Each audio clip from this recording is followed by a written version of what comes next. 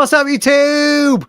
And Spotify, Google Podcasts, Apple Podcasts, and other podcatchers where you get your podcasts from. Hello, everybody. Welcome to the Prestige Reef Dork Show. My name is Alex, aka Reef Dork, from the UK's #1 Aquarium 3D prints selling website, reefdork.at.com. Yeah. And with me, as always, is Ryan from the UK's #1 coral selling website, prestigereef.co.uk. Ryan, how are you? I was fine until about 5 minutes before the stream. You told me I looked dishevelled. So this is basically like a mandate, and you Yeah. turn up without your hair done. You Yeah. wouldn't turn up on a date without your hair done, would you? literally, Because the chick would be like, I'm just going to sneak out the bathroom window, mate. So. many of you all know that obviously Alex and I have a chat for about half an hour before the live stream. And today, when I turned up, he went, "What's wrong? You look dishevelled." I was like, "What?" I didn't know I looked dishevelled. So I'm not sure how I feel about that. But I've upset him, everyone. Other than that, I'm okay. How are you? I'm good. Yeah, I'm fine. My feelings haven't been hurt tonight, so I'm all good. Oh, that nice. Did you just hear a beat? Oh no, it's all right. Maybe I'm slightly cranky because the other thing we were talking about, obviously, was that I have given up coffee, and that makes me cranky.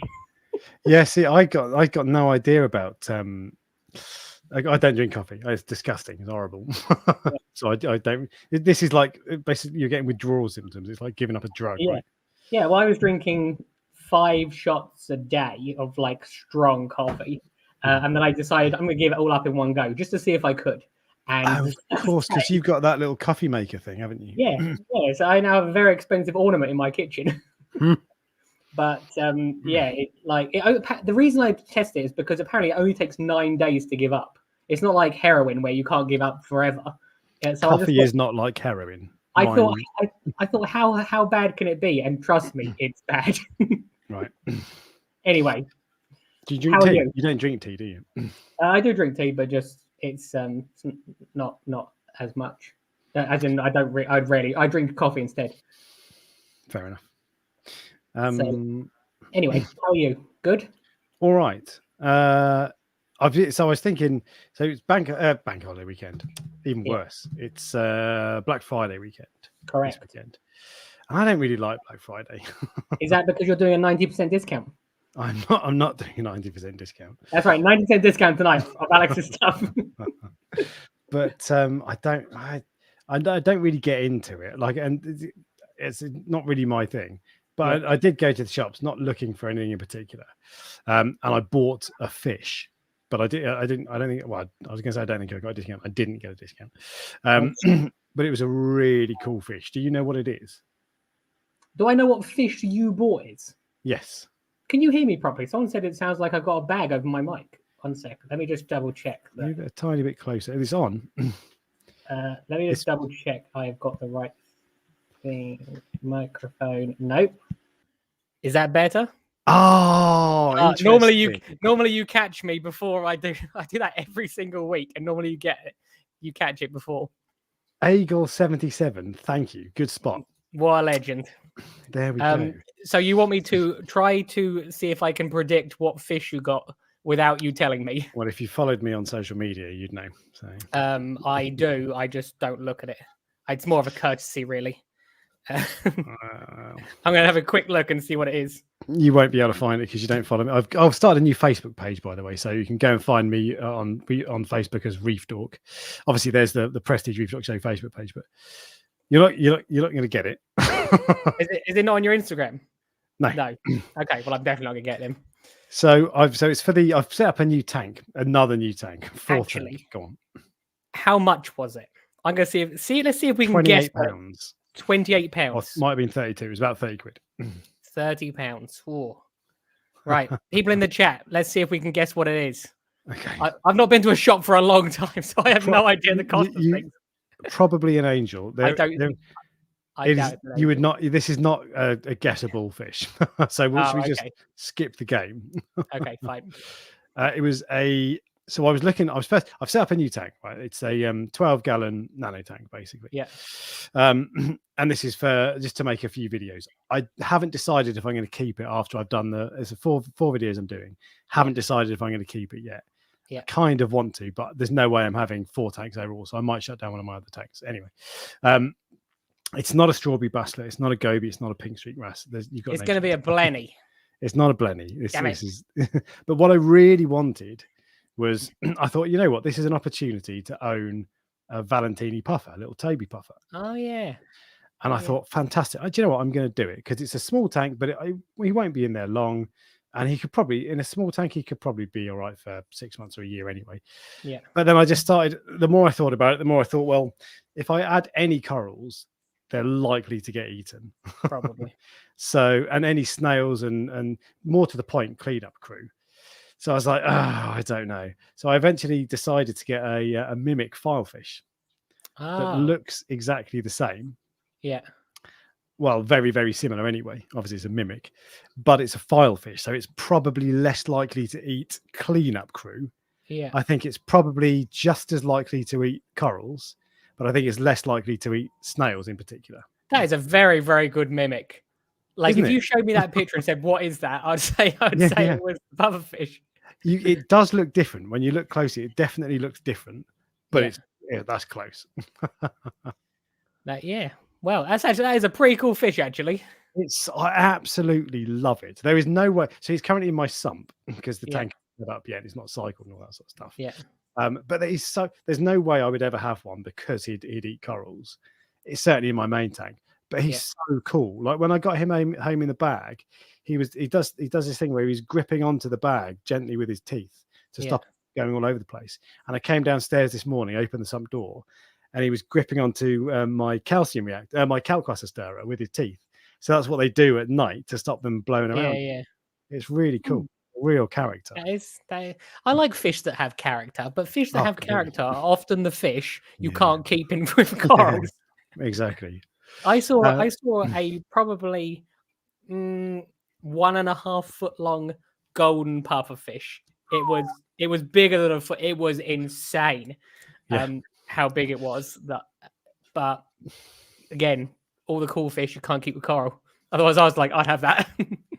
But this is it. It's like, excuse me. There's it's just no way I could keep it. But I think with a filefish, they're probably a risk with all corals. But what I'm going to do is put softies in there, and hope that. So I've got a Kenya tree, a green Kenya tree. Mm-hmm. Looks really nice. And how will it look when it's got bite marks in it? Well, I know, and I've got a few Zoa frags that I've got just sitting around basically. I can get them. I can frag them quite easily for my main tank. So I'm going to try them as well. And then, it doesn't really matter if he starts nibbling them. So I'm going to try a few things like that. I might even try pulsing xenia. Well, you know where to come. Yeah. Plus, I did say I was going to mention it. There is 20% off tonight. 20%. Yes, and the discount code is at the top of the website. So what is the discount code? It's just discount 20 in capital letters. Discount 20. Yeah, I'm posting that in the chat now. Oh, there you go. And I can't think. It says, are they safe with SPS? Oh, by the way, Sammy, it's not a puffer. It is definitely a mimic filefish. Are they safe with SPS? Probably not. So the only filefish I've had before was an Aptasia eating filefish. Yeah. And it was nibbling at everything basically, SPS included. It was pecking at my Monty polyps, weirdly. But yeah, it's not reef safe in the slightest. My majestic angel is pecking at my Millipora and my Pasillipora at the moment, but I don't really care. I know you do care about polyp extension, whereas I don't particularly care. Because don't laugh at that. There's two things. Firstly, I think once the tank is absolutely filled with coral, it probably will be less of an issue because it will just peck things one at a time. And it's not destroying it. It literally just it's like they just retract, and then you look in there at night and they're all out. So it's like it's more natural. That's what it's like in the ocean. I suppose so.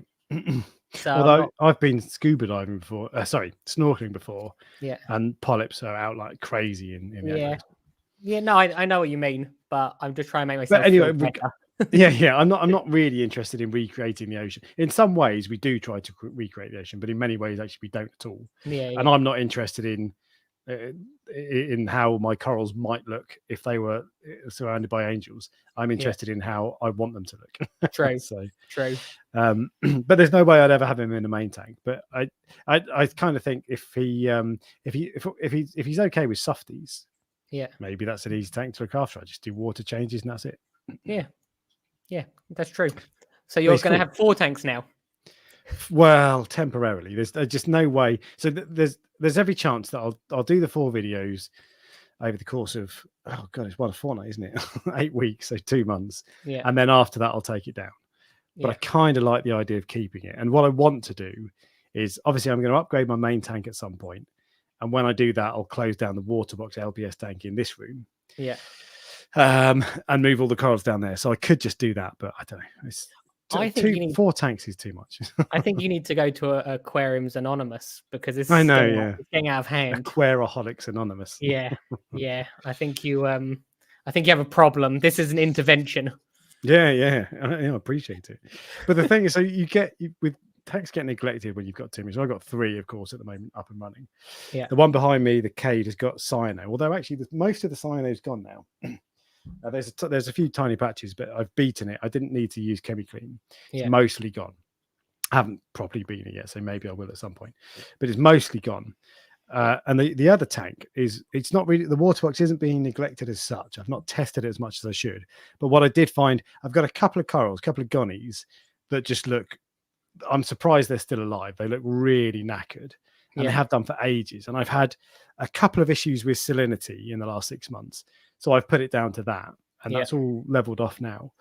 But I've realized that I got rid of a frag rack from my tank today. Yeah. Because no one likes frag racks in their tank, do they? But when I took it out, I noticed there was a bit of swelling around one of the magnets. I popped the magnet off and there's rust. Well, was that in your water box tank then? Yes. So that could be what was causing it in theory. As soon as I see that, and this is not a massive amount of rust, to be fair. Yeah. So who knows? That might not be a problem. But that is exactly the corals I'm looking at now, the 2 gonnies, the Bernards, but whatever. Yeah. That is exactly what corals look like when I've had issues with rusting powerheads, for example, before. Yeah. So I bet that is it. So I did a big water change today. Actually, I did a big water change about 25% before I saw that. I'm going to do another 25% change tomorrow.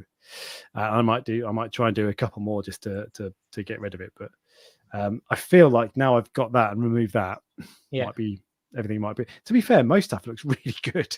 Yeah. But there's a lob. I know what is it? It's not a lobo. It's like it's a red LPS, fleshy red LPS, Barrow-Banky, maybe, I don't know, something red and fleshy, and that's almost completely dead. There's skeleton, a tiny bit of flesh. Looks like a zombie. We're interested if it comes back. Exactly, and I wonder if that's what was causing it. Well, you'll soon know after. You'll soon know after that tomorrow's water change, because things usually start getting better pretty quickly when it's something like that. The only thing is, there's one gonny that is retracted, so that might tell me. But everything else, actually, you wouldn't know.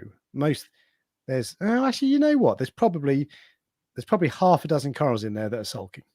So we'll see. We'll see how they look. Have you done an ICP on that tank recently at all? No, not for a little while. Probably a few months at least. I'd just be interested to see if anything of interest shows up with something like, put it back in, leave it for a week, and then get an ICP test done. Do you want me, if you want to do the experiment, do you want me to send it to you? No, I'm all right. Put it in the farm. I'm all right. just for a couple of weeks, for science. There's definitely been times where I've just gone, I cannot work out what something is, and it could be something like that. I did find a rusty, I think it was an MP40. It was something rusty once in one of my old tanks, but which I'm surprised, because I've taken an MP40 apart, and how one of them went rusty, I don't know, because they're pretty well sealed. It's not uncommon though. Yeah, they're pretty well. They're pretty hard wearing. Yeah, but there are plenty of times when it does happen. Yeah. And you just need to keep your eye on the wet side. I've had loads, and they've almost all been fine, but I've had a couple of issues with them. But it's nasty stuff. So leaving it for 4 years without maintaining it is probably not a good idea. Exactly. Is And I've that what just you're looked at saying? my last ICP test was 4 months ago on that tank, and I was thinking that earlier because that's what I think is most valuable about ICP tests for me Yeah. personally is rust, because it will tell you if you'll see tin, vanadium, zinc, iron, and some other bits. So yeah, it'll be interesting. But I'm hoping now I'll do a couple of big water changes and we'll see if it turns out. But you know, it's funny because it's been looking generally pretty nice. Just a couple of corals, probably half a dozen corals that have been sulking. So we'll see. You have had issues in your tank. I have had issues in my tank. I've actually put a video out today. It's not actually out yet. I've uploaded it, and it does explain some of the issues I've had. So the water box tank, I thought I was a genius with, and it is because of how I've set it up, and it does work. The biggest problem is me. So the protein skimmer drains directly down the drain, and the protein skimmer has a valve on it. So you turn the valve, it drains out, and then you close the valve, and then it's fine again. The problem was, that 10 seconds it takes to drain the valve. That's 10 seconds too long for my attention span. So I turned the valve, obviously walked off somewhere and did something. I have no idea how long it was open for. And then something triggered the protein skimmer to start producing more, like to overflow. Right. But not too much. So it was noticeable, just enough. So it was and it was essentially just draining the tank outside.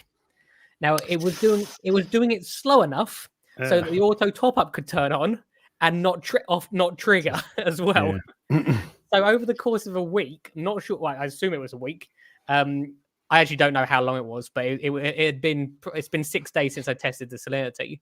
The salinity dropped from 1.026 to 1.022, which is.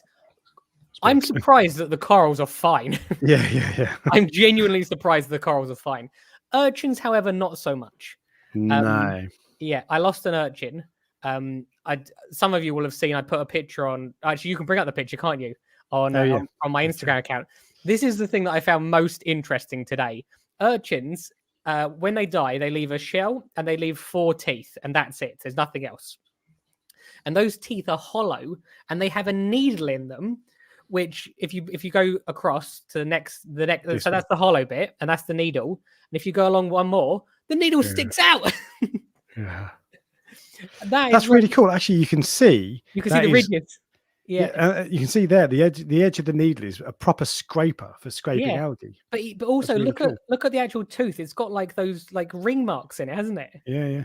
I found that really genuinely interesting, and I thought I'll put on a piece of slate to be artistic. The first thing I saw when I saw that picture was, I wonder if you've had salinity issues. Yeah. But the second thing I thought was, that's really cool. I've never seen that before. No, and that's why I wanted to share it, because even after all these years, I still often find things which are really interesting for me. So that's one of the issues I've had. Well, actually, just winding back, there are 2 things I'm going to say on that. One is that I find 0.4 or whatever, 0.04 drop in salinity is quite big. Yeah. Specific gravity, sorry. Technically, salinity is 35 parts per thousand. Anyway, technically, we're not technical on this. I'm correcting myself. But anyway, so that's quite a big drop. But I find increased salinity is a much bigger problem than decreased salinity, than low salinity. And what the other thing is that one thing I've realized recently, and I can't remember if we've talked about this before, but really good reef keepers are not, it's not like they're absolute experts at getting out of situations. Yeah. It's that they're very good. They just avoid getting into sticky situations like that. Yeah. So they won't do things like drain skimmer outside. And what are you trying to say? I'm not. What are you trying to say? Just even experienced reefers like yourself can come are idiots sometimes. So anyway, so that tank has cyano now, dinoflagellates, and diatoms. I'm not concerned. I just ignore them. I've been in this hobby long enough to go, this isn't the end for me, so I'm not overly worried. Generally, good maintenance will deal with them, and if I need to do something like chemically, then I will. The diatoms I actually think possibly are coming from the RADI water. I wonder if it's the barrel that they're in. Oh, Because, okay.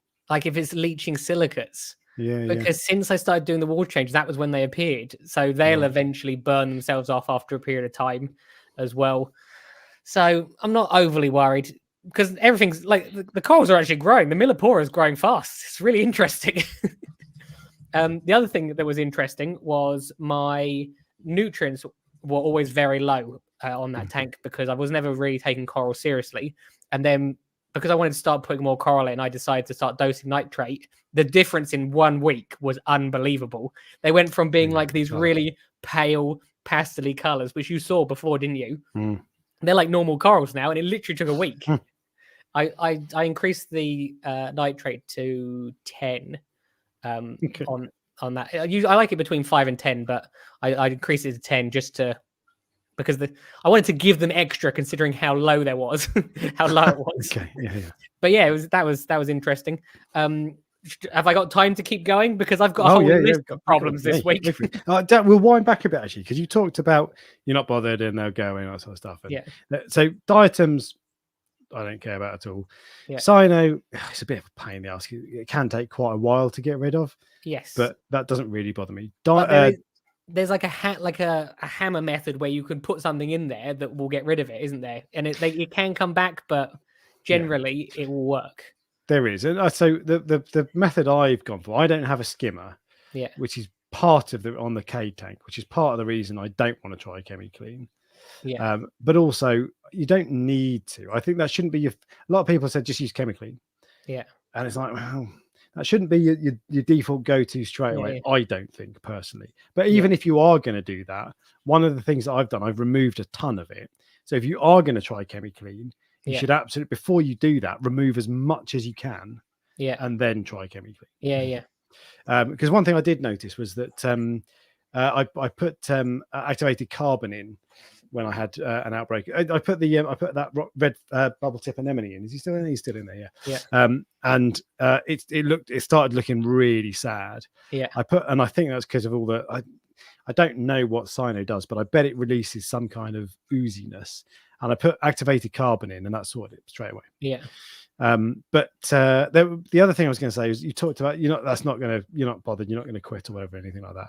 No, but that's the sort of thing that people will quit over. Exactly. Well, there's a YouTuber in the freshwater world called MJ Aquascaping, Dutch guy, and he set up a couple of very small, but he set up a couple of reef tanks recently. And I watched one of his videos yesterday, and he bought his first coral, which was pulsing xenia, and he was told it's really hardy. That's fine, don't worry about it. He bought it, he put it in, and it just withered and died. And actually pulsing xenia is very hardy, but it's one of those corals that sometimes it just disappears for no reason, and it will do that in tanks with high nutrients, with low nutrients, with high light, low light. It's not like as bad as a torch coral, which are really finicky, but it's a beginner coral with caution. But anyway, so he said he put in his second coral, I forget what it was, a toadstool, a mushroom, something like that. It was bomb proof. And he said, look, if this had died, I think I might have given up. And it was interesting it doesn't take much to think, this isn't worth a hassle. People are very fragile in this hobby. Not when I say people are very fragile, I mean beginners are very fragile. They see tanks online and they don't realize that tank probably took 3 or 4 years to get to that stage, and that you can't do it overnight.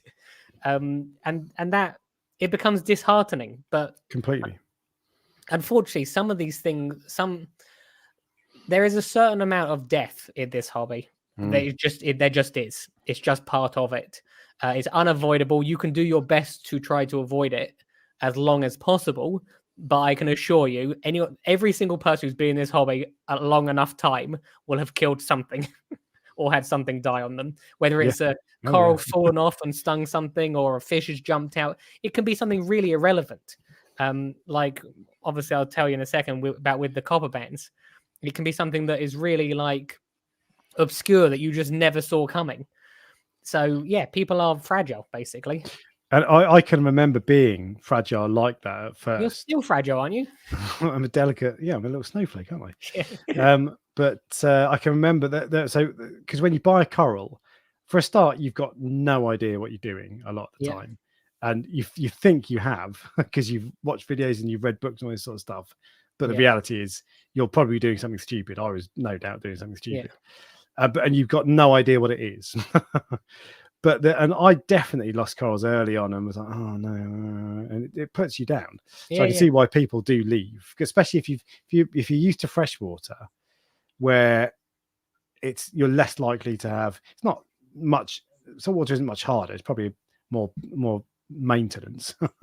But you're less likely to lose a guppy than you are a coral, for example. So, and then if you move across to saltwater, first thing you buy and it dies, it must be like, oh, sod this for a game of soldiers. And you've got no, like, why did it die? I've got no idea. Especially I find with some of the newer tanks which are being set up that so the old tanks, when you had live rock, were definitely much easier because you had nutrients and everything, whereas the newer tanks are struggling to get nutrients. So you put these soft corals in, which like generally higher nutrient systems or do better in higher nutrient systems, and they're not even surviving in those tanks. So the beginners are going, what am I doing wrong? And to some extent, it's because their nutrients aren't necessarily high enough. All sorts of reasons, but again, because the trouble is, you if you did a test and you found your nutrients were too low, you'd go online and you'd find people saying, oh, you don't want it too high. And then you'd find people saying you don't want it too low. And so it's just it's hard work. But no, so it's go on. Someone in the comments just said that they decided to break down a tank, sold nearly all the LPS today, and regretting it. So I'm assuming he's saying he is regretting it, or he's Sedders, do you regret it or do you not regret it? So regretting it. Sometimes people talk to me on the consultations and they've just been through something like a real rough patch, like something that's where they've actually gone like a tank crash or something like that, or disease, and that has wiped everything out. And what I say to them is, just leave the tank for a month. Don't sell it. Just leave it, and then after a month to reassess the situation. I don't know if you remember that one of my customers had a tank that burst. It was a 3,000 litre tank that burst in his kitchen. It wasn't like a seam. It was like a okay, and like this much water on the floor. And he called me up and he said, I need you to come and take all the corals. And when I got there, he went, you're taking all the fish as well, by the way. And I'm like, okay, those are all in buckets. And so the big sow hole, for example, in my coral farm, and the maroon clownfish, they all came from this one person. That was about 2 years ago or a year and a half ago. 2 days. And I said to him, look, you will be back. So just, but literally by the time I got there, the tank was smashed up. It was completely gone. He just got a hammer, and because it was so big in his house, he literally had to smash it out. And by the time, and I said, you will be back. And then 2 days ago, he messaged me going, I'm coming back. And I said, I knew you would be. Brilliant. But it's that there must be loads of people who do drop off after, because I've had times, actually, I had dinoflagellates in my main tank. It didn't get close a couple of years ago, 2-3 years ago, didn't get close to me jacking the hob again. But it had been months, and it wasn't going anywhere, and it was getting me down. And I did start to think, is there any point in doing this if I'm just going to be depressed about it all the time? Yes, that was what I was thinking. I was looking at the tank, and you'll see in the video I put out, it's not terrible, but it's definitely not ideal. And I was looking at going, people would look at this now and go, I hate this hobby. Whereas I look at it and go, But that's because you've got the benefit of having been in it. Like if that Dino outbreak happened to me in my first tank in the first 6 months, I bet I would have packed it in. I know that this is just a bump in the road, and any problem is going to go away in the long term if you're doing roughly the right thing. So and I wasn't embarrassed or shy about showing it in the video, because people might go, oh, look, he can't even keep that. He can't even keep that tank going well. I'm like, but because I've got the coral farm to go, look, this is my resume. So these things happen sometimes. I'm not too worried. Whereas, so what's your plan to get Salinity back up? Oh, so the Salinity is actually already back up now. It's not as in. so this happened like a week ago, I think. Oh, okay.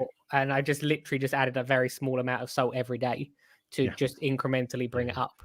So I did what I probably shouldn't have done, whereas I was adding the salt directly into the sump rather than mixing water. Oh, salt. I see. Right. Okay. No, you shouldn't have done that, but you've got away with it. So. Well, my theory is, well, it's a small amount of salt, and I put it as far away from the return pump as possible. It's got to go past the protein skimmer, over all the baffles. So, but the best thing to do is just add salt water to the tank.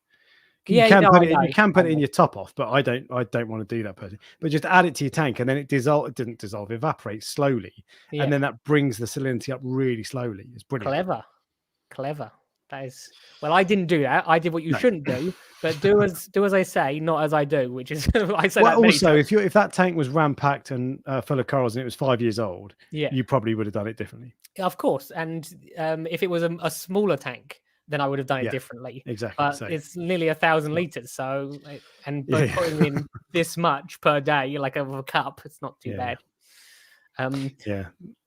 So that was my first issue. Sit down. I've had quite the week. Oh, I'm just going to one last thing. So you haven't done member questions either. On salinity. We'll come on to that. On salinity. So that's the best way to increase it, in my opinion. To decrease it, there's a website called Hamza's Reef, HAMZA, Hamza's Reef. And there's a salinity calculator on there. And you can put in your water volume, 400 liters, for example. Your current salinity, the salinity you want to get to, and it'll tell you how much fresh water you have to add. Oh, that's clever. So what you do then is, if it says you need to add 5 liters of fresh water once a day, you go in and remove a liter of salt water, and then you auto top off or replace it. Clever. If you want to do it, when I wanted to do it really steady, I set up a dosing pump to pull salt water out and put it into a bucket. But that's a bit over the top. You can just a liter at a time is fine. I was like, just sprinkle some salt in. But anyway, you were gonna say one more thing. Oh no, I've got a few more things of my problems. So this is becoming reef therapy. Yes, true, right. And I haven't trademarked that, so I'll change the title of the podcast. It's great. Right. So I didn't mention this in the video because I didn't know this until about half an hour before probably about an hour and a half before the live stream. The king eye is in the copper tank. Ooh. Looking a bit, it was breathing a bit heavy today. So oh god, I literally cannot sleep at night. That, for those people that don't know, and I didn't pay it for this, that is like a 3,000 pound fish, I think. So you can understand why I am nervous to put it in a glass box of what is essentially poison for a month. It was breathing a bit heavy, so what I've done is I've lowered the copper level. It was 2.35, and I've lowered it down just to 2.1 because that's good enough. You're a bit more close to the line, so that seems to be happier now, which is good. Are you going to bump it back up slowly or leave it? No, I'm leaving it at that now. Okay. I'm literally leaving it at that because it only needs to be over 2, I think, to actually work. Oh, okay. It's if it drops. How did you do that? Just a water change? Yeah. I just added extra water, and then I added extra salt water, and then I drew a line and moved the evaporation line up that it now only evaporates that line. So, and it's got a very slight increase of water volume. The one that hit me the most, though, is that it's well known that I am relatively good at keeping copper bands alive. I had 7 of them. I now have 6 of them. And the reason I have 6 of them is my own fault. And the reason I'm telling you this is I want you to realize just how finicky some of these fish are. So I changed the food. Same brand. I was using Ocean Nutrition. They do the best mysis. That mysis, just the mysis by itself, was out of stock. So I had to use the Ocean Nutrition with some sort of, whether it was garlic or omega-3, something like that. Yeah, whatever. And I was feeding the fish the same amount. They get the same amount every day. And what I did, and the copper bands were getting thinner, and I couldn't work out why. And it was only after a period of time that I realized that the omega-3 one has a third less mysis in it because on every single blister pack. Every single, yes. Like, Yeah. that's so weird. It had, and so the normal mices ones are like packed full, and the other ones had like a third less because they put that extra stuff in. If you think about it, it Oh, has to go somewhere. So it Right, was like a okay. liquid that was on Yeah, top. And I only realized this because I was I separated a cube, and I realized there was a lot more liquid coming out of those ones. You did well Anyway. to spot that, to be fair. I know. I was surprised. And then I thought to myself, I cannot believe basically I've been feeding them a third less for a month. Now Yeah. you know what copper bands are like. They get skinnier and then they will stop eating, but they'll still swim around for like 5 days, just refusing to eat. And I tried everything, and you'll be mad at this. I took the fan worm rock. You know, no. yes. I took the fan worm rock and I decided to feed them to the copper band. You animal. Because usually they are irresistible to copper bands. Interestingly, it did eat it, but it wasn't enough. And the next day I found it dead. And I was just like, firstly, why did you eat them and then die? Why did you just not eat them and die? Or eat them and live. Yeah, or eat them and live. Yeah. But so this hobby, tiny, insignificantly minute things can affect your success. I'd had that copper band for probably 2 or 3 years. And it's like heartbreaking because I now have to replace it. And that replacement, I could go through like, how long am I going to before I get a good one? Do you see what I mean? Well, you know how to keep them, so it'll be the first one. Yeah, I know how to keep them, but it's not that. You said before, I just put them in an acclimation box for 2 weeks and they're fine. So. Yep, put an acclimation box, get them feeding.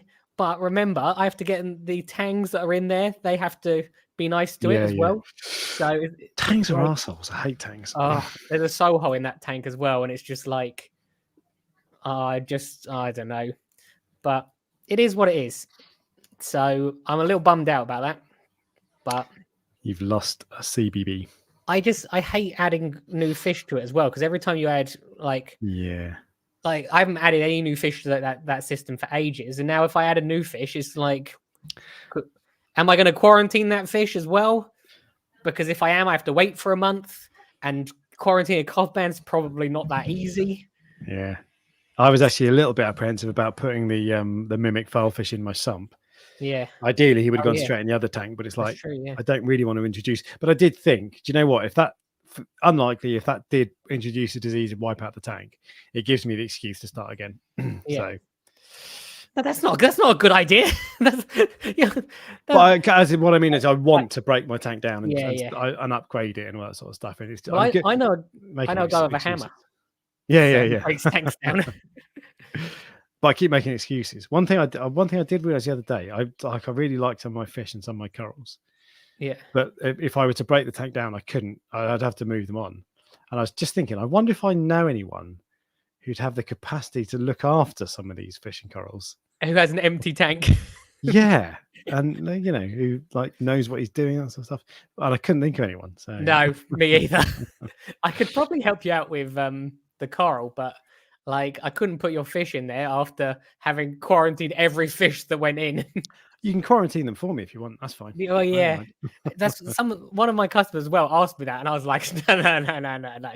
It's hard enough for me to do it. Not hard enough, but like time consuming and that's why it's taking so long to do the water box, because I don't want to put corals in until I have wrasse in there.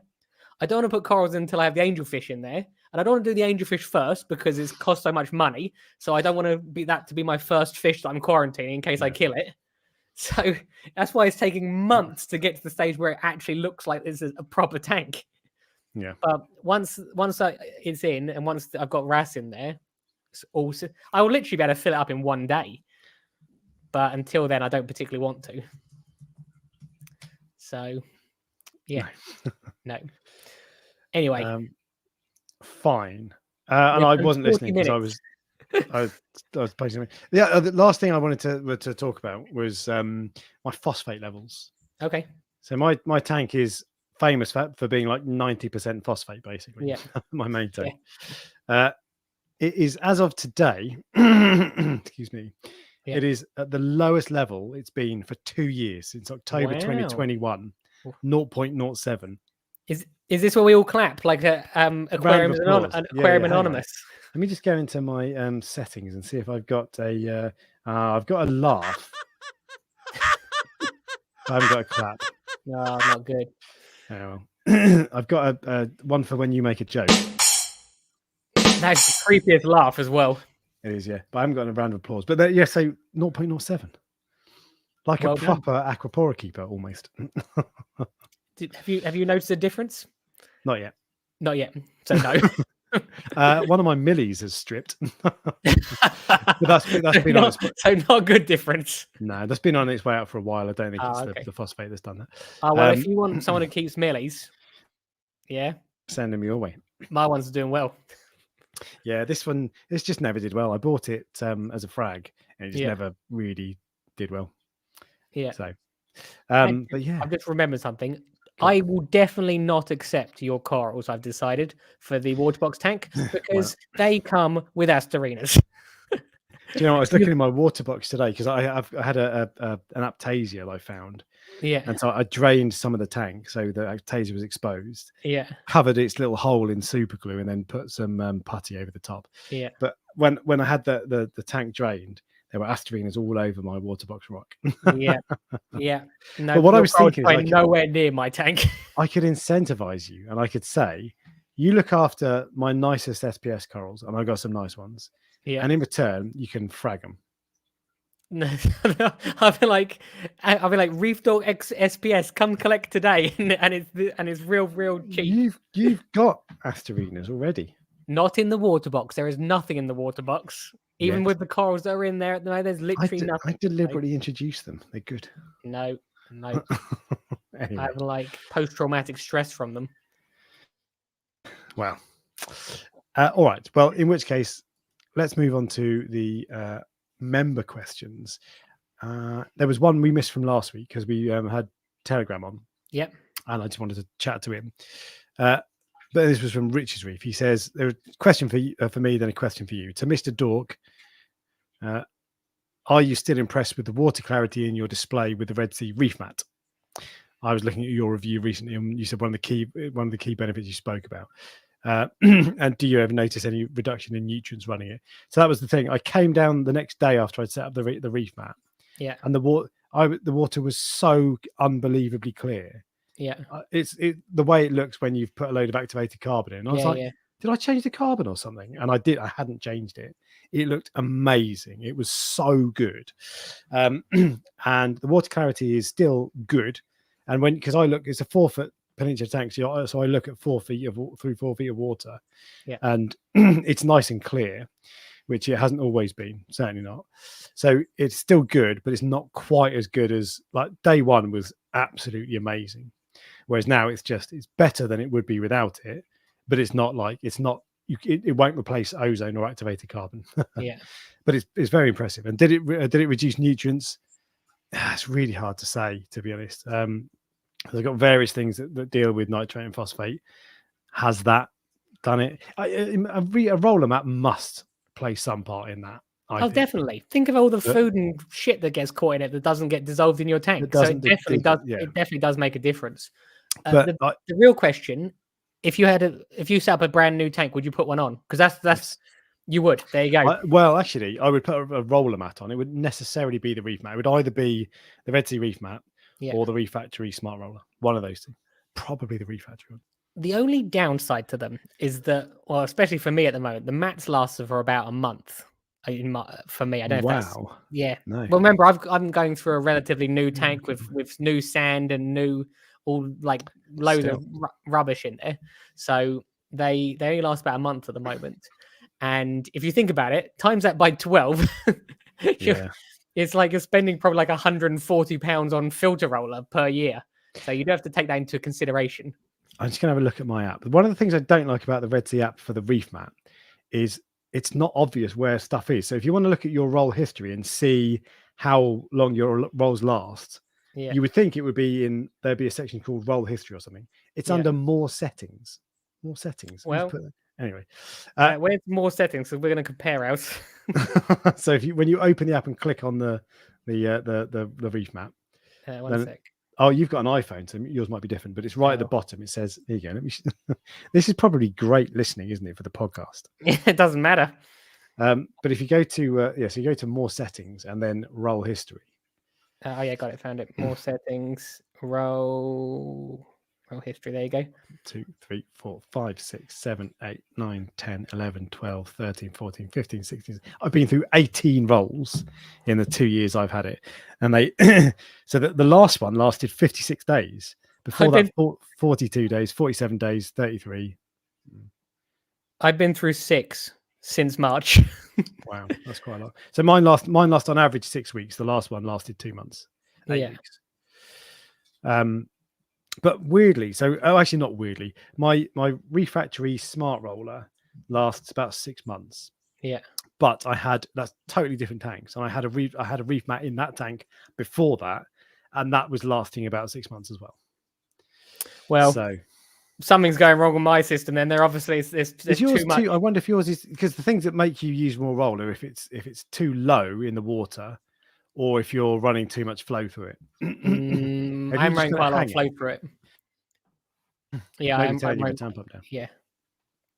But anyway, but yeah, so there you go. It this guy Critical Reef's lasts. Oh yeah, a few of them joining in. Tony's lasts 3 to 4 months. Critical Reef lasts 4 months. And ours lasts 6 weeks. Wow. I need to have a look into mine. I thought it was just normal. Yeah, that is. I find mine is properly set up, and it's about 6 weeks. Oh, yours is properly set up, is it? As if mine's I'm not saying yours isn't set up. But I know I've played around with it. But and it looks really, it looks brown. It looks like used toilet paper. Sorry if you're eating. Nice. But so it looked good. Do you know what I mean? And in fact, actually, my clarity looks really nice. Used toilet paper looks good, does it? Oh, that clarity looks. That's amazing. It's dark. Can we not skip over the direct quote from Reef Dork that said it looks like used toilet paper? It looks good. Yeah, I love that. Don't. Another thing is, I bet you sniff the roll, don't you? Are we talking about the toilet paper or? Oh, Ryan! Look, you're the one having some harmless banter about a roller mat. Just say no. I do not sniff the roll, and I couldn't work out how to get it off the first time. This is actually true, so I unraveled it. Yeah. I literally just stood there and unraveled it into the bin. So that's one of the things you've got to do with. I had an X filter before, and you used to have to unravel the whole thing. Oh, really? 60, and these were, I think they were 60 meters. They were long, and it was like, oh god. So that was a pain. Yeah. But the reef mat's really good for that. What's the one called? The refractory one is also very good for that, and the clarity is best for that. That's the easiest. Pull off the old roll mechanism. But anyway, they're all much for muchness. So that's my answer to that. And to Ryan, I believe you have a reef mat as well on your water box. Oh, if so, what do you think? So same question. I think you've. I would definitely have it. Look, we've covered everything already, really. But you would have one if you bought again. You definitely yes, 100%. I would. Remember, the reason it's going through a lot is probably because some of the issues are in the tanks and new sand and like those sorts of things. So I assume it will calm down eventually. Even then, once a month, I don't really mind that. I do, and they're like, I can't remember how much the rolls cost. They're not like expensive. 15 quid for the big one, 12 quid for the small one. I know, but if it's once a month, you're a rich coral farmer. Well, think about it. Once a month, £15. That's 150 plus. Why can I work this out? 670, £180 on filter roller a year. Huh. Maybe you might want to rethink this now. Yeah. Okay. Fair enough. But there you go. Yeah, I really like filter rollers. Yeah. So yeah, they're cool. But I couldn't ever go back to socks. Like no. Oh no way. No. I hated socks. They're like a dying thing now. I think if there's some things that are in the hobby that come in and then they gradually die off because something is better comes along, and I think filter socks are one of those things. Yeah, that's not just a trend, like a fad where it's popular for a short period of time. The filter roller is legitimately better. Yeah. But yeah, I hate filter socks. They're just horrible things. They cut. I had 12 of them. 12-inch filter socks on the coral farm originally when I first started. Yeah, I ordered special 12-inch ones. They were massive. I think they were 12. Yeah, I'm pretty sure they are. They were very expensive. And I think they lasted maybe 2 weeks before I got rid of them, put egg crate on it, and then put filter floss on it down. Yeah, completely. Yeah. There are definitely some things with the coral farm where I wasted a tremendous amount of money, and that was one of them. Interesting. Yeah, actually, just filter floss is the best way to go with that, isn't it? Yeah. You can just whip it out every couple of days or whatever. How regularly do you throw it away? Only once a week. Oh, really? Yeah. Because what happens is it's so long that the filter floss turns brown. So it's still going through all the way along. Now, obviously, there's still stuff being caught. It's not ideal, but I'm not even sure if I took it out if it would make a difference. But yeah, I don't know. It must do. But anyway, whatever. But no, interesting. And I used on my Fluval Evo basically I tried a couple of bits of filtration, like with some Rowafoss in a bag, but I ended up just a filter pad. That was it. And I'd throw that away as often as I could be bothered, which was at most twice a week, on average probably once a week. Yeah, that's all you need. I think routine in this hobby is massive. If you were doing it twice a week, that's probably completely out of routine for you. Like you'll just happen to be doing this one thing and then you take it out. Whereas if you do it once a week, you do it at the same time as you do other things, probably. I assume. Yeah, during a water change is the easiest time because it's funny little things that put you off, right? So with that filter sponge, if I'm doing it during a water change, I've got a bucket there. I can just whip it out, give it a squeeze, and chuck it away. Yeah. If there's no water change, I've got to go and find a jug or a lid or a glass or something to go and put it in. And if I haven't pre-cut up a load of floss, I've then got to cut one up.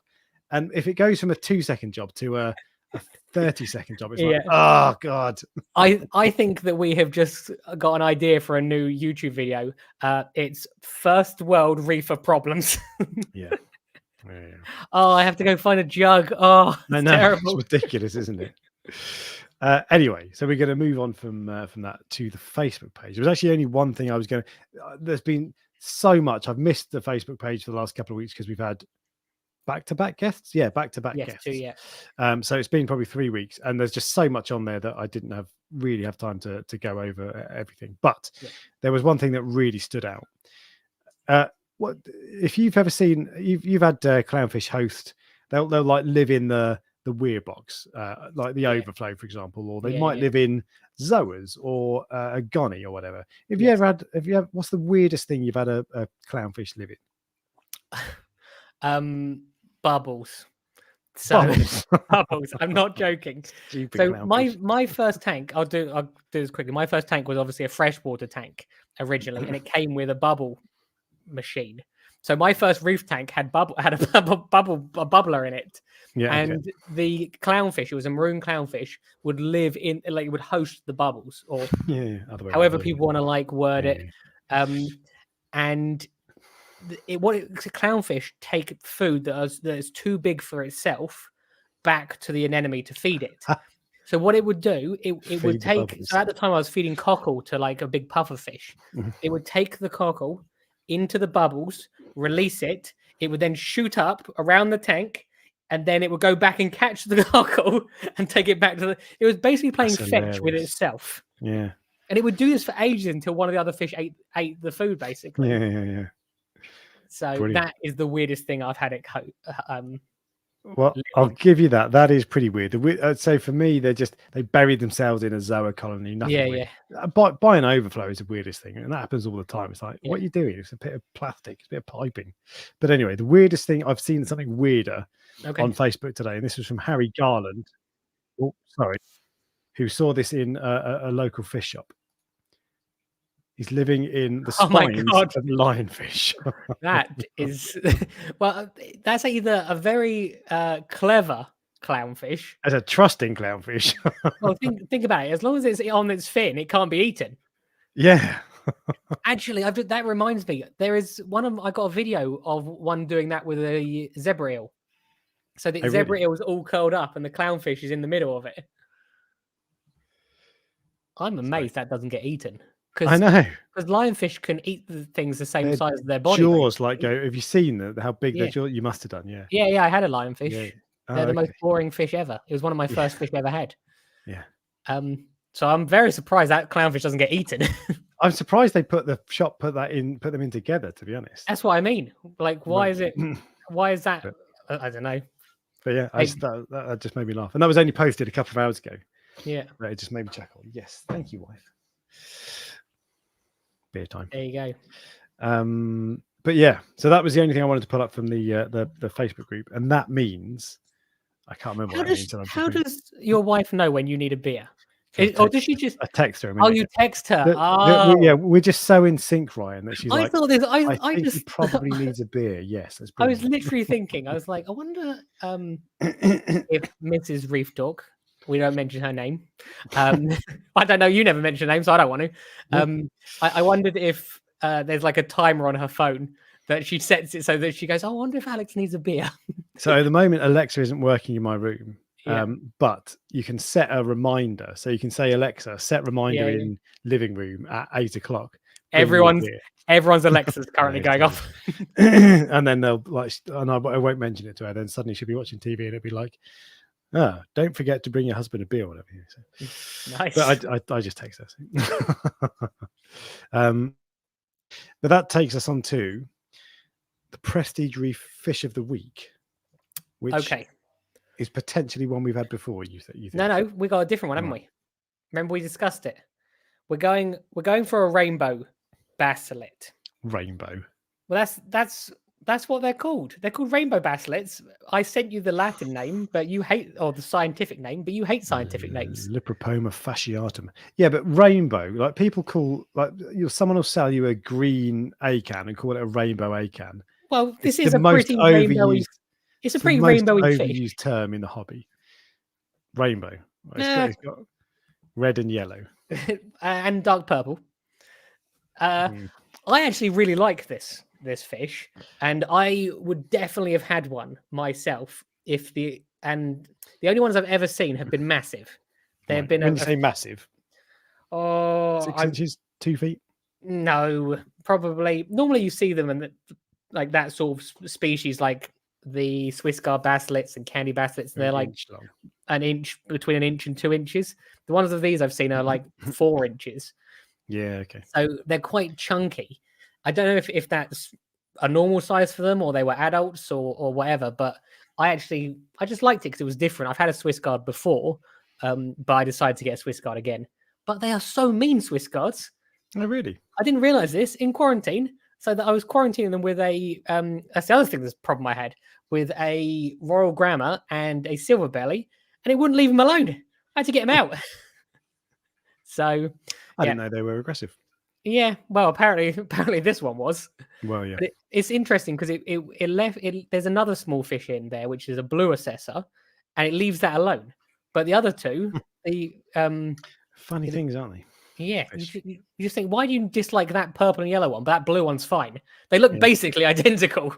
It must be because it perceives them to be on the same diet or whatever. I don't know, same competitor for food source. I like the shape of these basslets. I think they're cool. I really like the fancy one that's always like $2,000. What's it called? Candy basslet. Yeah. But they've just got a cool shape. They're like torpedo shape.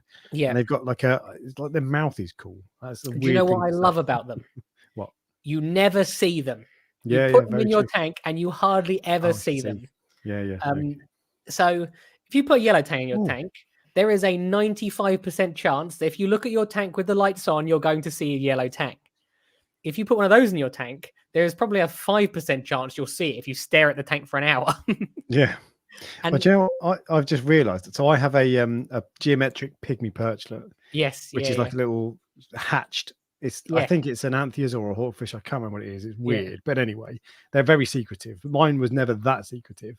But I've just realised I hadn't seen him for, I couldn't tell you, 6 months, a long time. Yeah. So he might be dead. He might just have passed. But he might just have decided to hide, because I've had so many times I've had that with a fish. Yeah. And then 6 months later you see them again. Yes. Well, I had a fish that was like that, which was a circus goby, or a white tiger goby is the easiest way to describe them. And where I would see this fish literally once every 8 months. Okay. And I'm like, it was called Jeffrey, and every so often I'd see Jeffrey, and I was like, oh, today is a Jeffrey day, and then I just wouldn't see him again for months. And I love fish that are like that because every time you see it, it's like a little gift. It's a treat completely. Yeah, I love that. I have an idea for a YouTube video, and I'm not quite sure. And it's a philosophical reefing video. Oh yeah, you want to know? Do you? You want to know? Right. I don't think it's the sort of thing you'd be interested in. It's more of a philosophical reefing video, and you're not that sort of guy. But it's how I can't remember how. I'm not quite sure how I'm going to do this. But basically, think about a gem tang, or that king eye angelfish, or think about any fish or that candy basslet. I'm thinking about a gem tang. Yeah, okay. If once you've had that fish in your tank for 6 months, it's no longer special anymore. There are people going, oh yeah, all I want is a gem tang, or all I want is a black tang. And I've thought this myself. But once I've got that thing, it wears off. It's the same as a nice car or anything. So they lose that sort of, I'm not sure how to put it in it's going to be like, you don't need this fish, if you see what I mean. Yeah, okay. Do you what do you think this says about your relationships, Ryan? My relationships? Yeah. What with After women? 6 months, you get bored of them. Sometimes it's less than 6 months. But it's true. There must be things that you have in your tank where you're like, oh, I really, really need this rainbow chalice, or I really need this. And then after you've had it for a while, you just go, yeah. Nothing I can think of, and really? Copper band is an exception because they are amazing. But there will be things like that. Yeah, because you get bored of stuff. Everybody gets bored of stuff. That's one of the reasons that the hobby is so amazing, because you can never get bored because there's so much to progress. You can kill and then replace it with. Yeah, but there's a like you'll master soft corals, then you need to move on to LPS corals, then different kinds of LPS corals, then SPS corals, then aquapora, and then finicky fish. Just it's endless. There's no end to it. But yeah, completely. You definitely get bored. Maybe the pyramid butterflies, maybe, because I had them and I got bored and didn't like them. This is more of like an expensive thing. Yeah, okay. So some people there's like a status symbol with regards to having some of these expensive corals or expensive fish. But once you've got them, it's like a normal torch coral is just as nice as a gold one. I have a Holy Grail torch in the cave behind me. Yeah. It is that one. Yeah. And that's a really nice torch. And I'm not sure if I'm getting this across properly, but you understand the concept. That is the most expensive coral I've ever bought. And in fact, my missus the other day said, well, that's a really nice coral. And she doesn't often do that. Okay, but maybe it's just me. I get bored. Yeah. Because the reason I thought of it, I was looking at the king eye the other day, and I just thought, it's like when I saw it, I was like, I have to have that. It was like an instinctive impulse buy. I walked into the shop not realizing I was going to take that home. I had no idea. But now I look at it and go, why did I do that? That's such a weird thing for me to do, because normally I don't do impulse buys. No, it normally takes 6 months of me pestering you to get you to do something. You've been trying to get me to buy a new car for ages, haven't you? I know.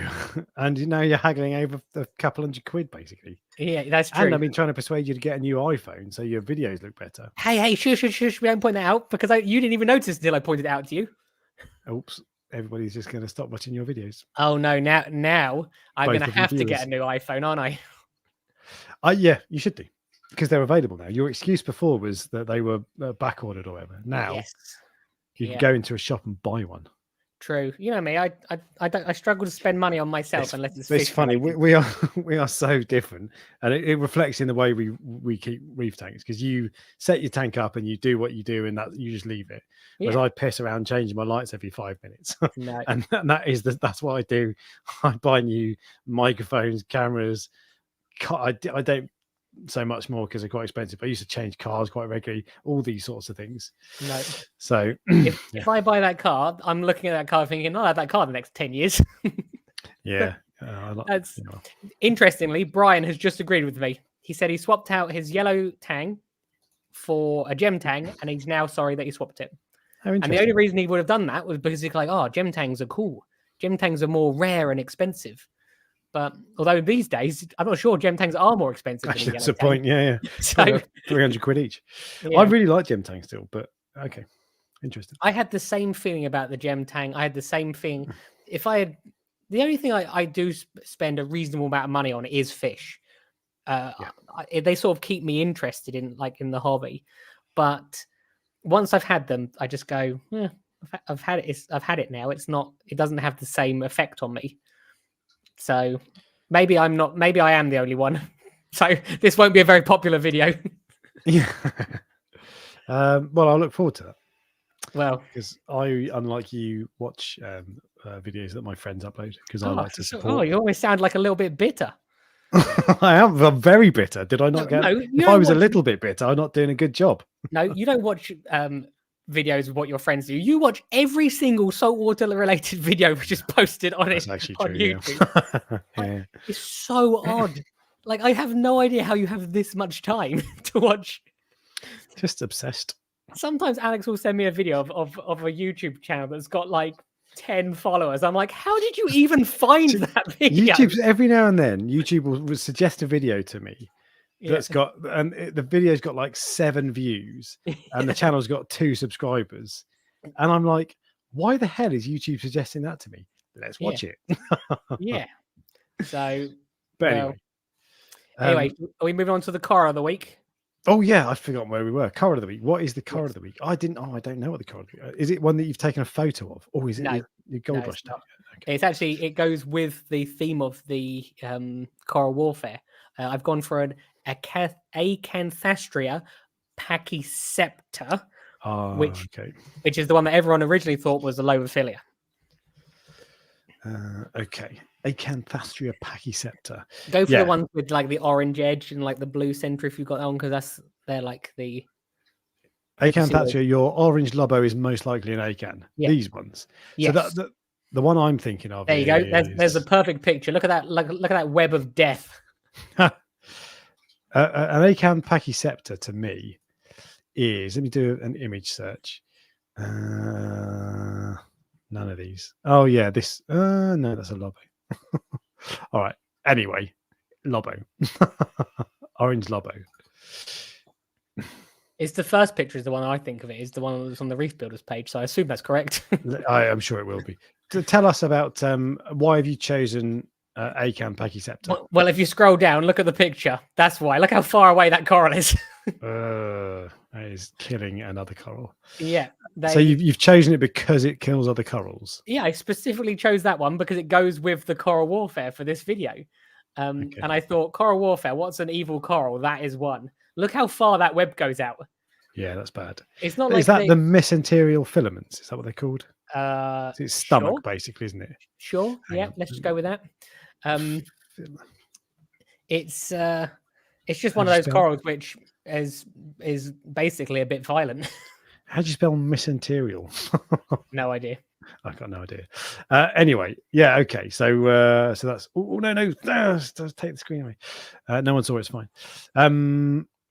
Yeah, okay. So acan pachycepta because it's aggressive. Yes. Do you have them? Do you ever get occasionally they come in, and they come in as lobos. So even on like the CITES permit, it says lobo. So I would call that a lobo still. Yeah, I know. And to be fair, I probably would put it on the website as a lobo because people have always called them lobos. And the problem with selling corals to people, if I put lobo, someone will buy it. If I put acan pachycepta, no one will buy it because they're nervous about a coral they haven't heard of. Yeah, funny, isn't it? Yeah, so that's not. I understand. People like what they know. Yeah. It's as simple as that. There's this weird thing in the hobby where people go, I've got a gonny, I can keep all gonnies, or I've got a torch coral, I can keep all torch corals. It doesn't matter that these gonnies are probably collected from 2 entirely different parts of the world. Yeah. And so people like what they know, is what I'm trying to say. Good. All right. You were distracted then, weren't you? I was trying to find the coral that I think of when I think of a pachycepta, and I think it's an acan acanata. But anyway, Yeah. it doesn't really matter. Okay, so that's the fish of the week and the coral of the week, which means, and I need to get my page up. It's the news, isn't it? It is the news. We haven't had the news.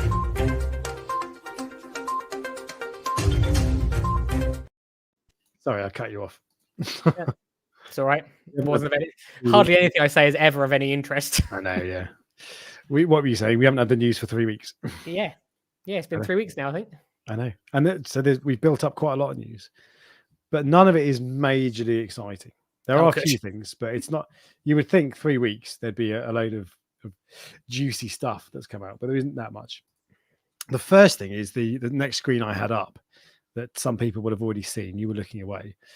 But it's Polo Reef has competition. Oh, yeah. There's a channel called Reef Styler, and this is his tank. Now, it's not quite as big, I don't think, and it's not as spectacular in terms of the being completely packed full of corals and fish. Yeah. But this is much, much newer. Yeah. But it's a similar kind of size. Do you know what my first thought was? What's that? Need sand. I think he's put sand in, actually. He's got a lot of hystrix and stylo. Yeah. And a lot of lots of Red Sea stylo. This is going to be very controversial. I think that I might end up liking this tank more. I'm not sure what it is. I don't know if it's the viewing level where you can your sort of eye line. So in Polo's tank, you're looking down on it, aren't you?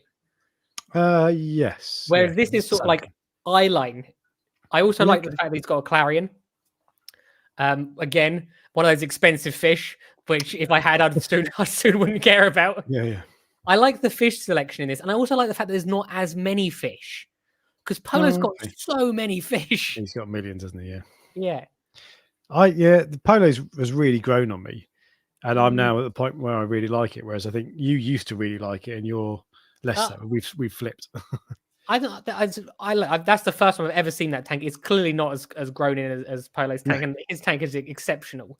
But there was something about seeing that tank at that level with the big fish that made me go, I really like that.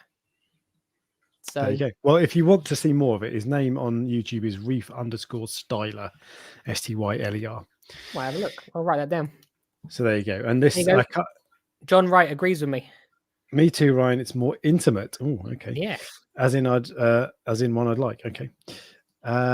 But yeah, and this is one of the things. So YouTube knows that I'll watch anything, so it's just stuff like this. Not that that's anything, but yeah. And there you go.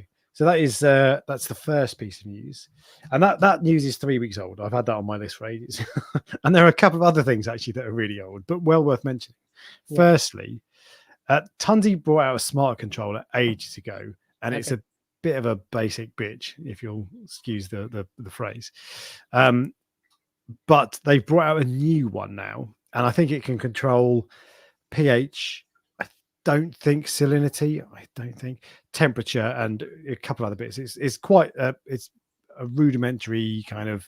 It's like an LCD screen. It's not a sophisticated one, but they brought out a new one, and the reason that's worth mentioning is because they're giving it away, kind of. Okay. So if you have one of the old ones from. They've been selling them since 2016. You can send your old one back in, and they will give you a new one for free. How good is that? That's pretty good of them, actually.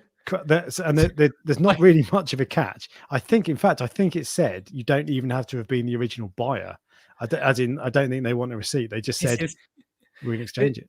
This is how suspicious I am of people. I'm like, what's wrong with the original one? They catch fire or something. It's just a recall, yeah. You do not need proof of purchase. Yeah, it sounds like a recall to me. However, we keep the device to prevent fraud.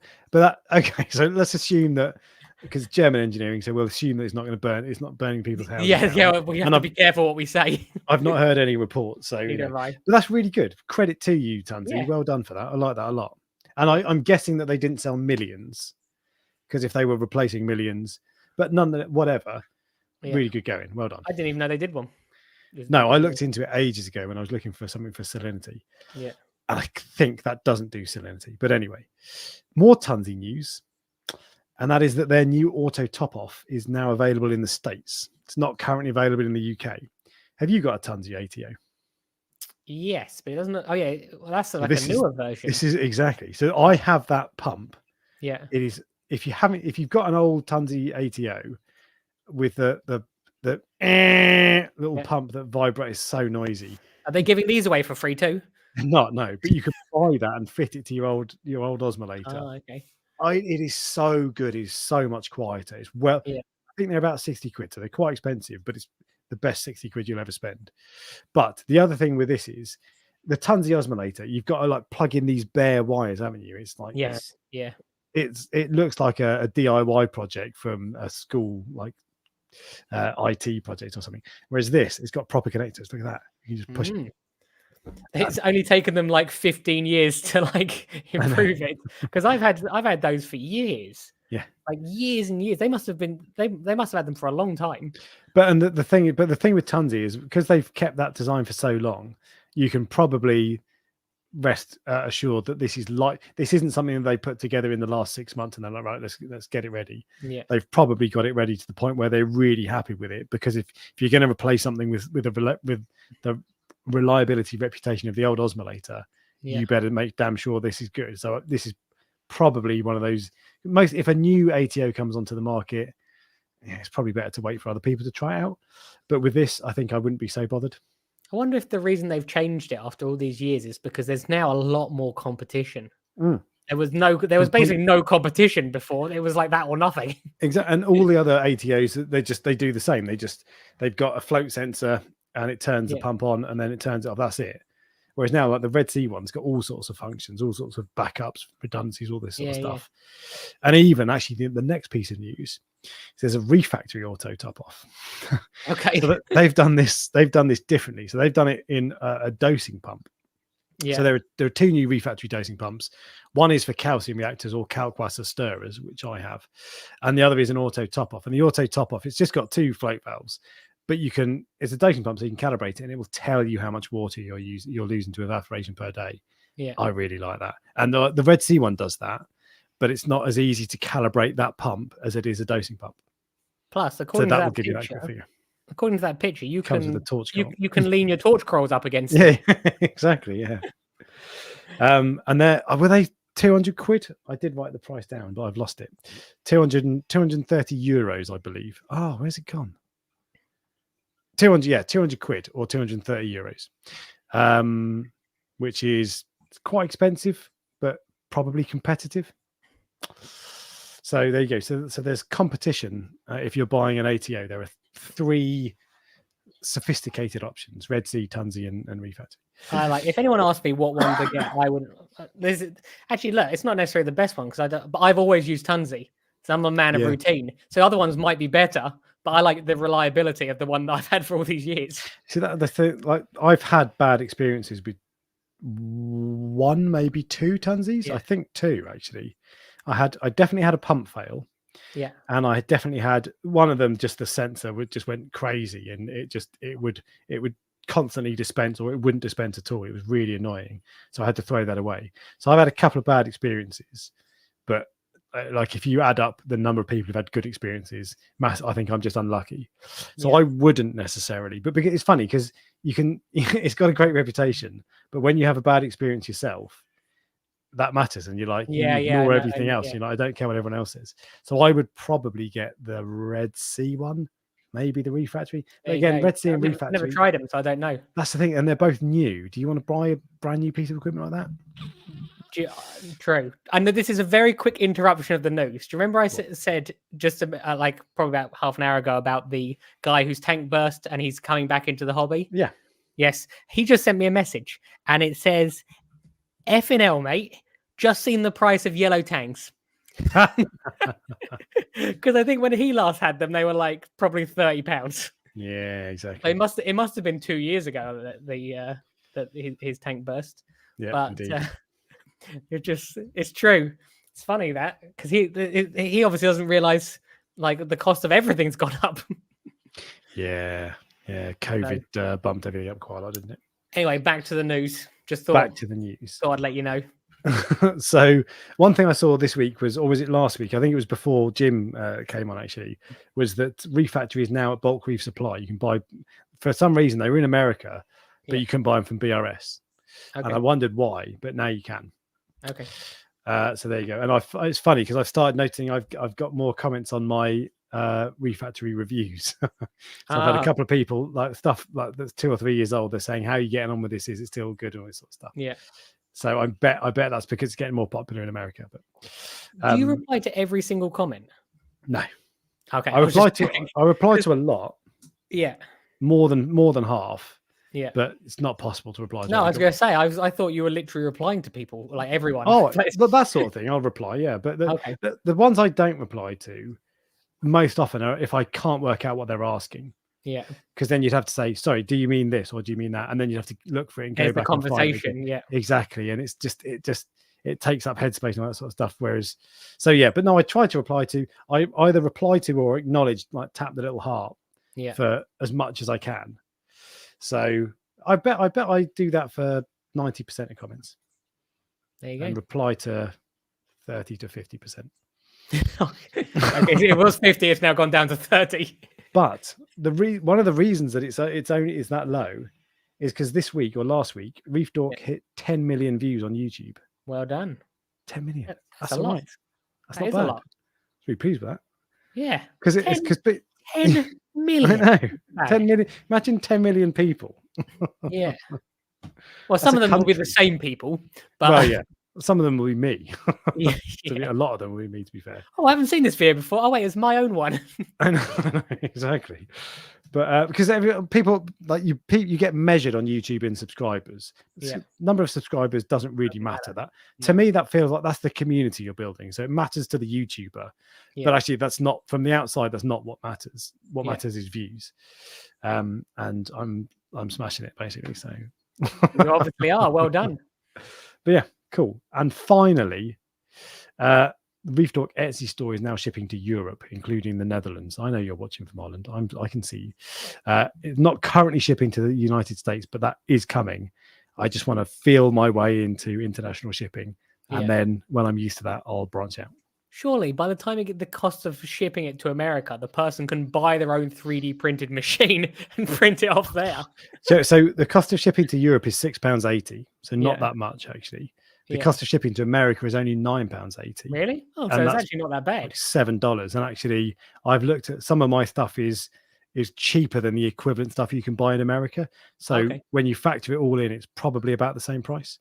But then, do you want to wait for 2 weeks for it to arrive? And well, but anyway, if they've survived this long without having something to put their HANA checkers in, I think they can wait 2 weeks. Exactly. But there we go, and that doth concludeth the news.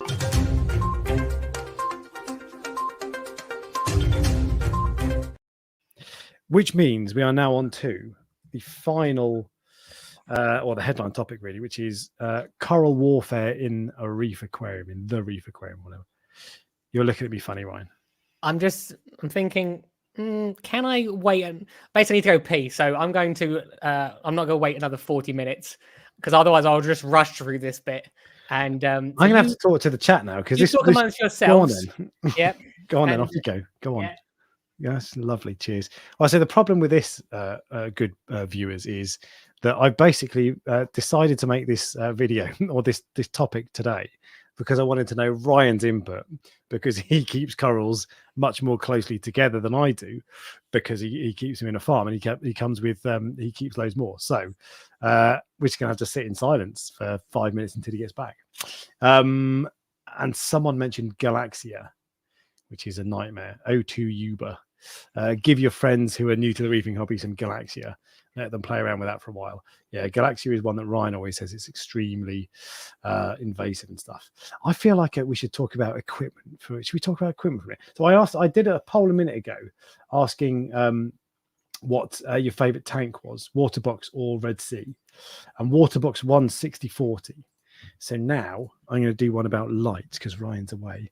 What is your favorite light, Radion or Kessel? Let's see how many other Kessel fanboys are in the house. But yeah, we're gonna have to wait for Ryan. I'm afraid. You just look at his art whilst we're waiting for this to go through. Let's go back and have a look at the chat, and we'll see what's going on. I can literally hear you from the bathroom. and I heard what you said. You basically said that you picked this topic so you can put your feet up and listen to me. Yeah, basically. So, because I can tell you what corals I find aggressive. Yeah. And the experiences I've had, but you get corals in all the time, and you stack them next to each other, and then you have to move them around. So this is a really good one for you to talk about. So, see, I actually think quite the opposite, and the reason I think the opposite is because I don't ever let my corals get close enough to touch each other. Most of them. So some of them, like torches, I'll put in a little thing together, and hammers and frog spawns I'll put in a little thing together. But things like lobos and trackies and everything is well far away. It's because I don't want them to touch each other, because if something stings a trackie, that is a significant loss of money for me. This is true. Well, there you go. So though what is good and what is bad. I know there are some things. I was really surprised the other day that I found a digi, like a digitata, killing a favia. I'm like, oh really? I was like, how is this happening? It was a red digi, and I had it literally had it obviously the Montipora digitata, you mean? Yeah. Red Monty, yeah. And it was growing it spread onto the frag plug. It had obviously been there for ages, and I just hadn't seen it. It was growing onto the favia, and it was killing the favia. And I'm like, that shouldn't happen. But Monty is I've never had that experience with digi Monty, like fingering digis. Oh dear, that's a bad choice of expression, isn't it? Yeah. Like the branching is the word you're looking for. Word I was looking for. Thank you, bloody hell. I'm getting it demonetized. I'm gonna put fingering digis on the website. We'll move on. But so I've had the experience with encrusting Monties and what they called and tabling, the ones that encrust and plate, like Tropic Thunder, that sort of stuff. And I think it's because they just grow so much by sheer will. They do. They're quite aggressive, and they will take over. They take over anything, basically. Yes, but have you had it where it's an issue with an SPS coral killing an LPS? No, I've literally never seen it before. The closest thing I've had is a Sunset Monty winning a battle very slowly against the John Deere Leptostrata. Okay. But it's not like it, but it wasn't like what you're describing is it was killing it. This was like just very, very slowly moving, very slowly. I need to double check that's definitely a favia. There's a coral I got ages and ages and ages ago. Some sort of LPS. I'm pretty sure it's a favia because there's a few of them look similar. But I just thought when I saw it, I was like, what sort of a weak coral is this that you're losing to a digi? But the red digi actually outcompetes all of the other digis. It outcompetes the Montiporas in that tank, where you'll see it like burns the edges of the grafting Montiporas. So there's obviously something going on with that specific coral where it's just tougher than all the other ones for some reason. But if we're going to talk about corals which sting each other, the number one for me is Galaxia. Someone said that. Might not be the most powerful sting. I don't actually know for sure. Which coral has the most power? I don't think anyone knows for sure which is the most powerful, but it definitely has one of the longest reaches of the tentacles. In the coral farm, that's the one that I would say probably costs me the most money because it takes up so much real estate. It has where the frags are. Right. Okay. All the other spaces around it has to be completely empty, so I can't put corals there. But I like Galaxia a lot. It's one of my favorite corals. Have you ever had it? No. You should get. And I have no interest in. No, I should not. You should get. You should get some of the bicolor Galaxia that's on my website because that is a beautiful coral. That's like a coral which is like where you can see it from across the room, like a jack-o'-lantern one. Okay. Yeah, that's like that's one of those where it's like it has that bang, like real. That was quite loud then, probably. It has that real impact, yes. And the reason I call it a bicolor is because it literally is two colors. You can see it's sort of like purple and green. Thanks for explaining what the word bi means. Oh, God, look at you today. Look at you. I was thinking my bicycle. I was like, oh, why is it got 2 wheels and called a bicycle? I don't get it. Bicolor Galaxia. Yeah, they don't do anything for me at all. No, is that quite a big seller? Do people like it? The bicolor one's actually. I've only put that on about probably 2 weeks ago. That has been quite popular. The other one has been less popular, but yeah, I don't know. Everyone. Green I think the people buying it don't know what it is sometimes. Maybe, but or don't realize how aggressive it is. Look, as I said, it's only a problem if you. So mine are fine because the flow pushes their tentacles away from everything else. Mm-hmm. So it can't get anything, and it can be like that in your tank as long as it's in an area where the tentacles are being blown away from everything else. Then it's fine; it's not a problem at all. But those are the ones I would say probably I'd say pretty dangerous. Not as dangerous, but like stingy. What are your top 3 most aggressive corals?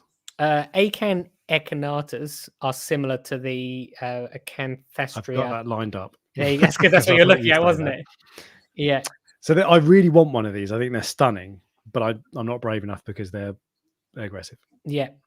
There's a few weird corals where you go like you never ever notice that they're like that, and then all of a sudden you're like, oh, that Hollywood stunner has got absolutely massive tentacles at night. Yeah, the funny thing is, so the Raja Rampage is supposedly really aggressive. Yeah. But I've not found it doesn't have long sweepers in my tank, and it's currently touching a Cyphastria. Yeah. Cyphastria are pretty weak. They are the weakest, yeah. And nothing's really happening to either coral. But I've got one, what's it called? A WWC Stellaria chalice. Yeah. That is, if you look at it, it'll burn your eyes. Like that wipes out, that regularly kills anything it touches. Yeah. To the point that I dropped a barley green slimer on it. And I was like, oh, I'll pick that up later. A couple of hours later, I came back and it stripped the barley green slimer. Yeah. So they're proper aggressive. A minute ago you said about Cephastrias being weak, and the first thing that came into my head would be sometimes the Cephastrias will grow onto the same plug and they sort of like meet in the middle. And it would be like me and you having a fight, which is like this. Yeah. Because that is literally what they're like. It's not who's the strongest; it's who's the least weak. It's almost it's funny because they can live like that for ages, and then eventually one of them, over the course of many months, will slowly get over the other one. But yeah. Cephastrias, I think, are one of the great, like they're just great corals. They're colourful. I know they're not stingy, so not great for this thing. But yeah, they're colourful. They don't need super highlight. They're pretty easy to keep. They've got nice patterns and they don't sting anything. So I have one from your tank. I'm going to see if I can take a photo. From my is that the? No, it's not. Can't is it the dragon fruit one? No, that's downstairs. This is, I think it's red brick or something like that. Oh well, red brick picture on my website has been updated, and so is the dragon fruit one. Because I know you used to be annoyed that the dragon fruit picture was so rubbish. That dragon fruit Cyphastria is so nice. That was one of the first corals that you walk in the farm and you're like, what is that? I want it. Yeah. I got loads of it, but as I said, it's weirdly some corals you think would be more popular. This is in danger of turning into a sales pitch for Prestige Reef. So I like those ones. I know you do. So apologies for this in advance. The dragon fruit is the one on the right. That's really nice. Yeah. But I've never seen this one on your website before. Oh, that's super bright as well. Yeah, it's nice. You don't get many yellow corals. No, and I've got a few pieces of that at the moment. Anyway, so the top 3 most aggressive corals according to Prestige Reef are number 1, Galaxia. Yeah. Number 2, Acan echinata, and number 3. I'm trying to think. Obviously, things like torches and stuff. I think it very much that it depends what you put them with as well. So torches will sting most things, but they don't have super long sweeper tentacles, so they're not really a problem because as long as you keep things within as long as you keep them an inch away from things, they're safe. Hydronophora is particularly stingy, but again, you have to actually like touch it, rather than it sending out sweeper tentacles. Is it a maze coral? I think also. Oh, really? I think. Atigyra. I think so. They might not have been. It was a long time ago. I had a massive piece of something that was like that. I can't remember. I sold it all in one go. And I remember going in there one night and going, oh my God, those tentacles are huge. But even some gonnies I've noticed can be particularly mean to other things. Yeah, gunnies are stinkers. Although I don't, Gonnies actually sting each other as well. I was going to say that Yeah. the issues I've had with gunny, I've got a red and a green one at the moment that I'm looking at now. Tennis ball sized colonies, bit bigger, and they look wicked together, and they're touching each other, and they're fine. But I had a blue gunny next to the green one for a while. Yeah. And where it was touching the green one, it was getting stung, it was dying. I had to move it. I think that's why. So that's one of those corals where people group together. Like chalices, yeah. So that's why people that's why it has a reputation for sometimes being bad. Yeah. So originally with torches, when I first started, you could put those with frog spawns and hammers. That was totally acceptable thing to do. People used to have a little garden of them, not realizing that was the incorrect information at the time. But when I say you could do it, you couldn't really do it. But it was something that said you could do it. Yeah, it was something that was told you were told. Euphilia garden, and it turns out one's Fimbriophilia or whatever. Yes. So I'm just trying to think what else in the farm is particularly stingy. I don't trust any corals touching each other. Sometimes you see tanks when like scullies and trackies and everything, they're all like really close together. And I'm like, how are you doing that? And I'm sure I could probably do it. I'm just not willing to risk it. I'm just trying to think what else would be. I tend to try to keep corals separate, but in my experience, I avoid aggressive corals for the most part. Yeah, and I try to isolate them where possible because I've got more space than in a farm. You need to have them closer, so you got to think about it more carefully. But the things that I noticed that are surprisingly aggressive. So if you ever look up online, is an SPS coral aggressive? It will describe them as peaceful. Yeah, that's not true. Yeah. They don't have sweeper tentacles, I'll give you that. But if an SPS coral touches another coral, someone's dying. And if Aquapora touch each other, I've got loads of acros in the tank where they've grown to the point where they're touching each other. Yeah. And they'll do battle for ages, and there'll be a white tip in between them. And then when one wins, the other one starts engulfing it. And slowly it will kill it and engulf and go further and further and further. Yeah. So SPS are actually they're funny because they're listed as peaceful, but they're not.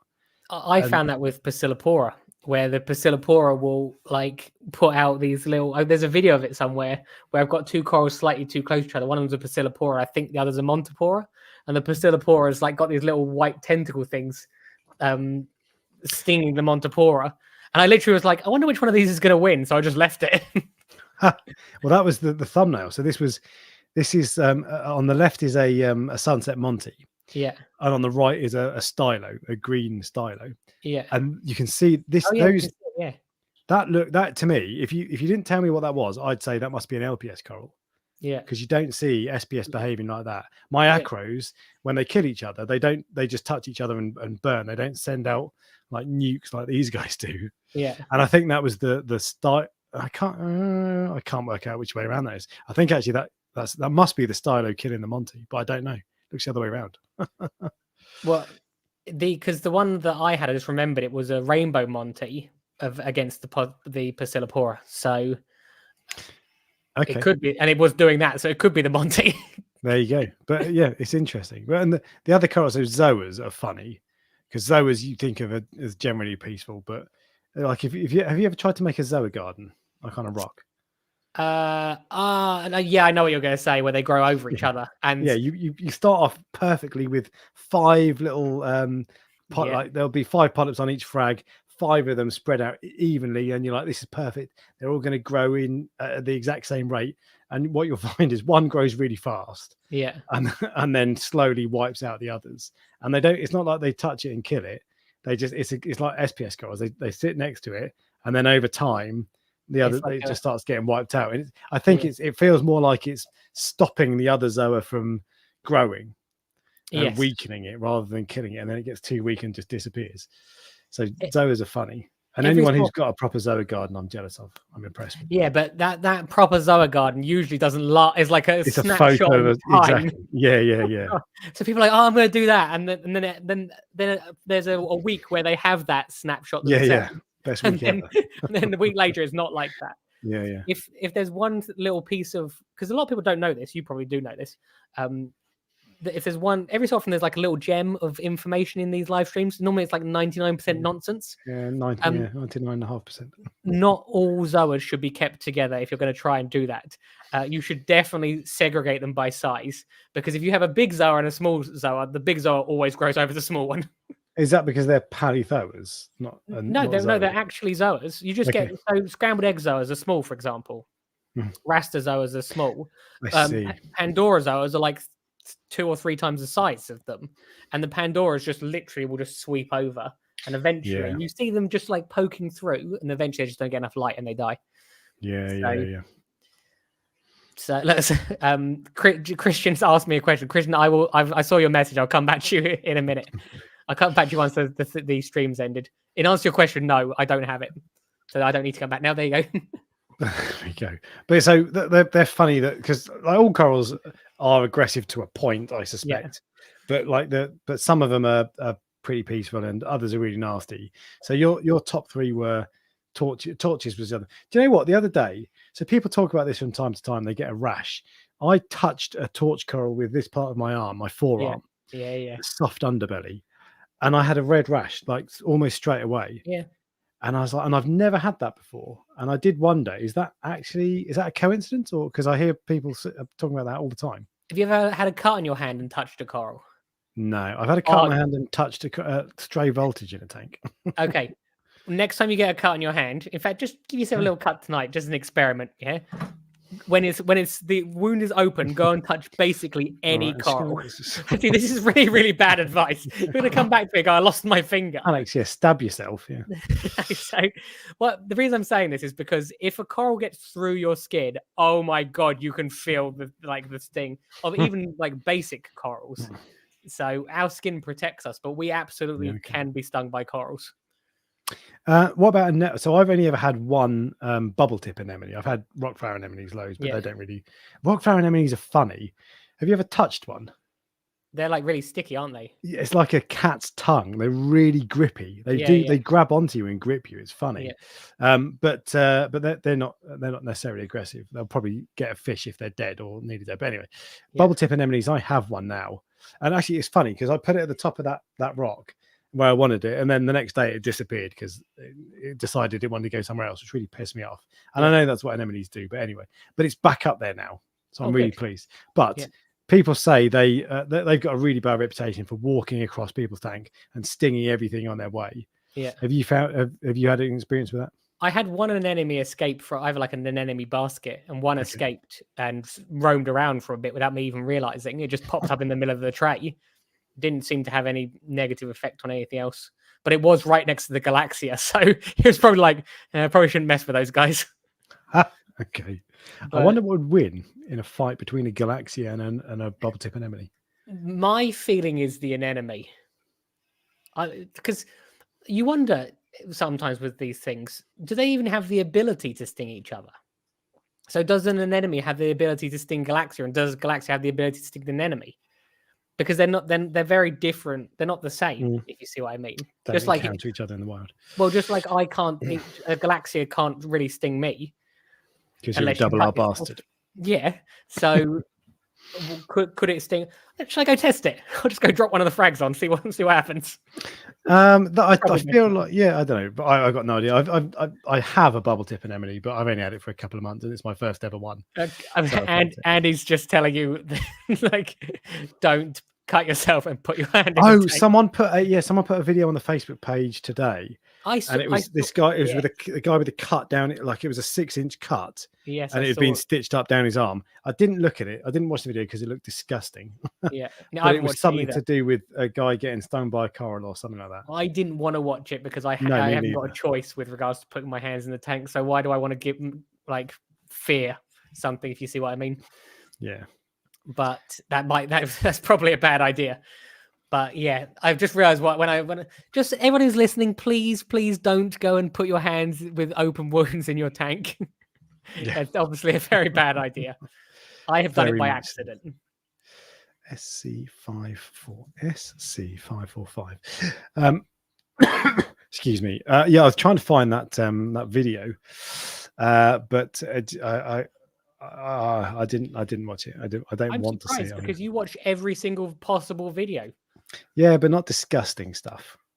The infection that nearly ended my time in the aquarium hobby. The video's called. Yeah. Oh, sorry. Hang on. Oh, it's just me now. We're back. There you go. Oh, I was like, Wrong button. I know. Yeah. But yeah, I don't want to watch that. oh, apparently it's from Fish TV. Fish TV. TB. That guy got infected with fish tuberculosis. I assume so. Jesus, I didn't know that was a thing.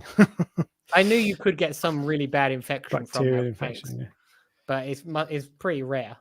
Yeah, I would assume.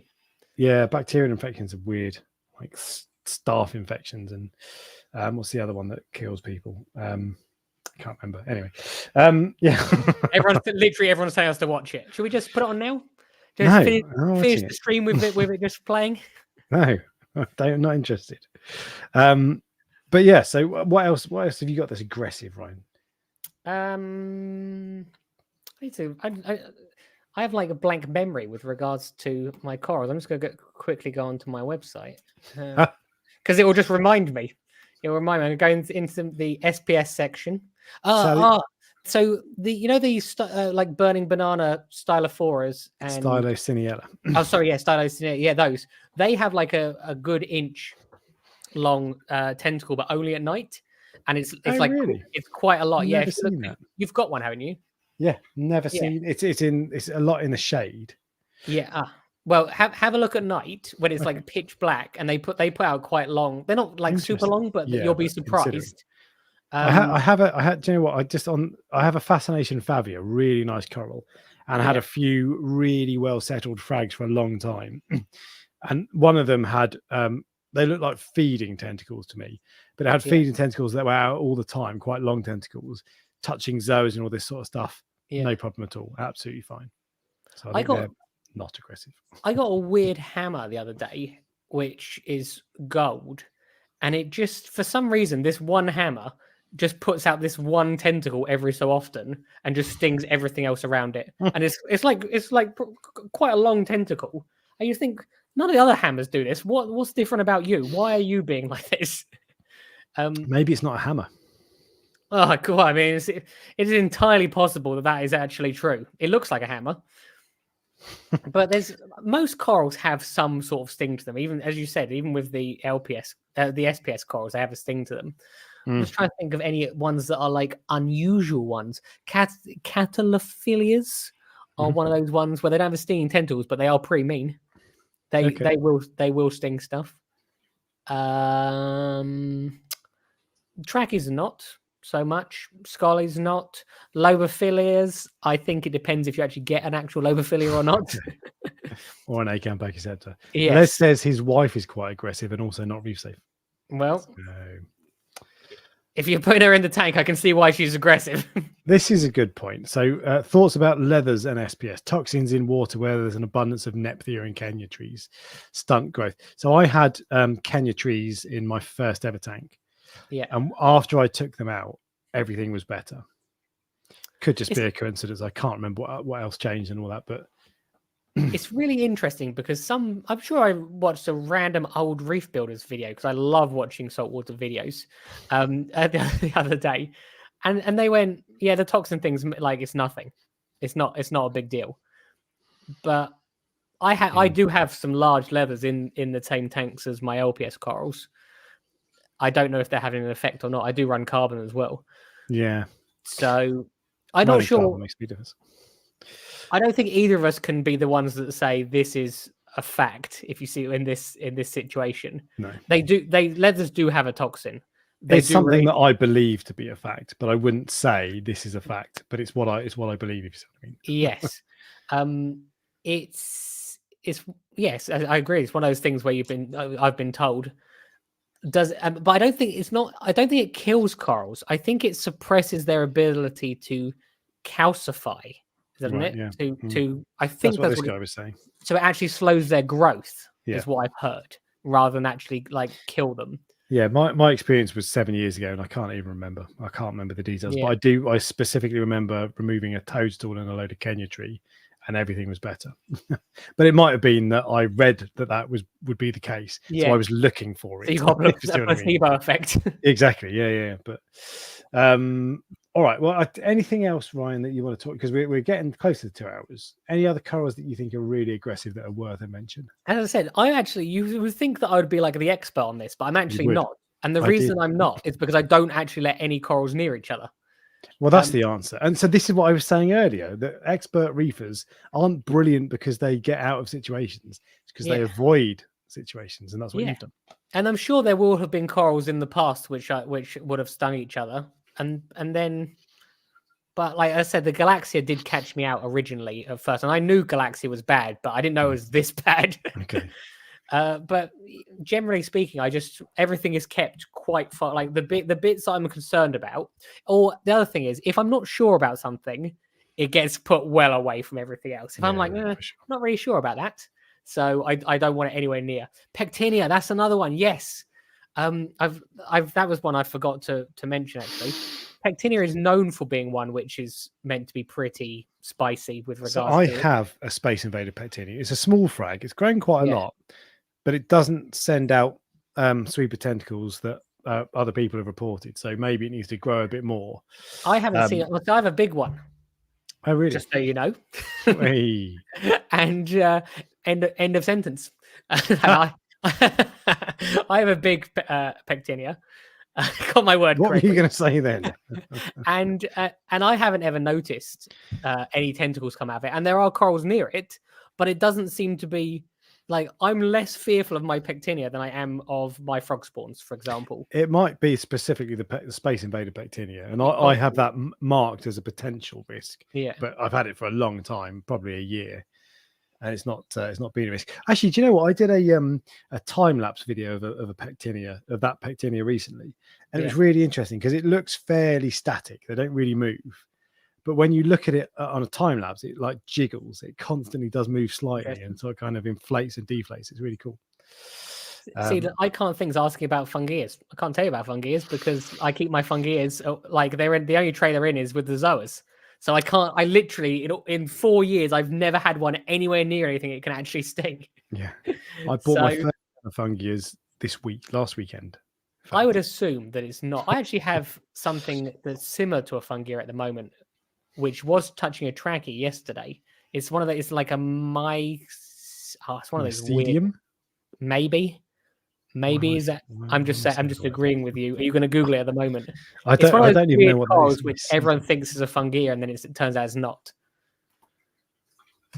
If you just Google weird fungia, and you'll come up. Fungia. Well, I'm not going to find it. No. But there we go. Well, I'm going to wrap up, Ryan. That's fine. As I'm trying to Google what that fungia is. I'll put it on the website. I've got one. I've actually got a good.